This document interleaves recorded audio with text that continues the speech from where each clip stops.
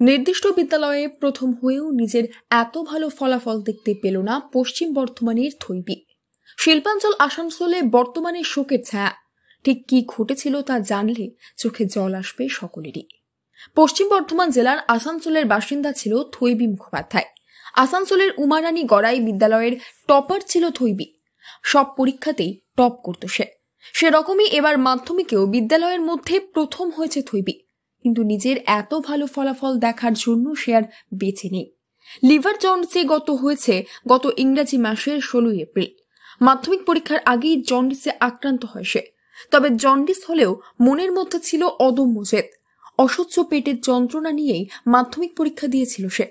অসুস্থ অবস্থায় পরীক্ষা দিয়েও এত ভালো ফল করেছে সে। কিন্তু দুঃখের বিষয়, আজ আর বেঁচে নেই আসানসোলের থৈবী মুখোপাধ্যায়। উমারানী গড়াই বিদ্যালয়ের টিচার ইনচার্জ পাপড়ি গড়াই বলেন, বলতেই তো খুব খারাপ লাগছে। থৈবী আমাদের কাছে খুব প্রিয় ছিল, স্নেহের ছিল। আমরা জানতাম ও সুস্থ অবস্থায় পরীক্ষা দিলে আরও অনেক ভালো করতো, কিন্তু ওই অবস্থাতেও যে ও 674 করতে পেরেছে, সেটা ও বলেই পেরেছে, বলতে কোনো দ্বিধা নেই। ওর জায়গায় অন্য কোনো স্টুডেন্ট থাকলে কতটা করতে পারত, কারণ ওর মনের জোর ছিল প্রচণ্ড বেশি। ও জানতো যে আমাকে ভালো রেজাল্ট করতে হবে আমাদের জন্য, ওর বাবা মার জন্য। ও সেই চেষ্টাটা করে গেছে। মাধ্যমিকে থৈবীর প্রাপ্ত নম্বর বাংলায় 99, ইংরেজিতে 92, গণিতে 98, ভৌতবিজ্ঞান জীবনবিজ্ঞানে যথাক্রমে 97, 98, ইতিহাসে 95 এবং ভূগোলে 95।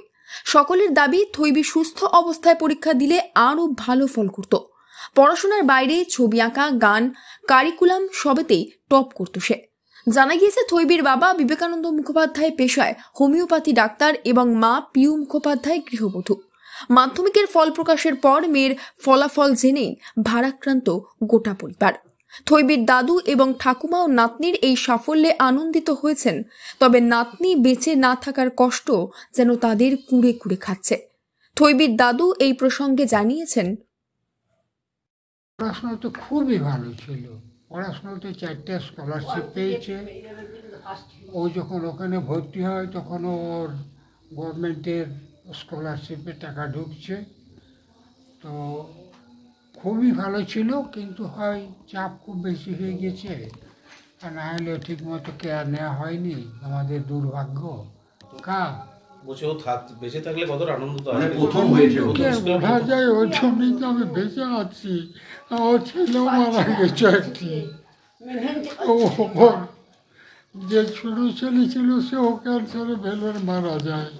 তারপরে তাকে বাঁচাতে পারিনি। এখন আমি নিঃস্ব। মাধ্যমিক পরীক্ষার আগেই তার লিভার জন্ডিস ধরা পড়ে। চিকিৎসার জন্য হায়দ্রাবাদ, ভেলোর সর্বত্র ছুটে যায় তার বাবা মা। লিভার ট্রান্সফার করার জন্য প্রয়োজন ছিল 1 কোটি টাকা। এগিয়ে এসেছিল স্কুল, শহরবাসী। চিকিৎসার জন্য সোশ্যাল মিডিয়ায় আবেদনে সাড়াও দিয়েছিল অনেকে। শেষ পর্যন্ত 45 লাখ টাকা জোগাড়ও হয়েছিল। তা সত্ত্বেও বাঁচানো যায়নি থৈবীকে। জীবনের প্রথম বড় পরীক্ষার ফলাফল দেখতে পেল না আসানসোলের এই কৃতী ছাত্রী। পশ্চিম বর্ধমান থেকে বনোয়ারিলাল চৌধুরী রিপোর্ট, লোকাল 18 বাংলা।